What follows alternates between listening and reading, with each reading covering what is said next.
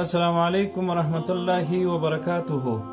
محترم ورونو، نن داسې کلمات در سره شریکوم چې څوک په یو مرض باندې اخته وي، الله تعالی جل جلاله به هغه مرض او هغه ناجوړي ور جوړه کړي. دغه کلمې هغه کلمې دي چې حضرت عثمان رضی الله تعالی عنه وایي زه مریض وم، ناجوړی وم. نو پیغمبر علیه الصلاة والسلام یې پوښتنې ته راغلی او بیا یې دغه کلمې را باندې دم کړلې.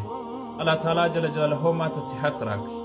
که دغه کلمې څوک پر خپل ځان باندې، پر خپلو اولادونو ماشومانو باندې دم کړي، په هر ډول مرضي چې مبتلا او اخته وي، الله تعالی جل جلاله به صحت ورکړي، الله تعالی به یې ښه کړي.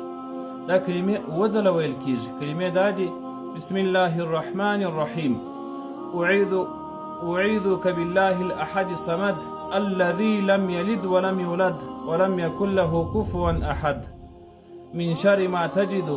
دا کلمې دي. اووه واره به څوک پر خپل ځان باندې دم کړي، الله تعالی جل جلاله به انشاءالله صحت ورکړي.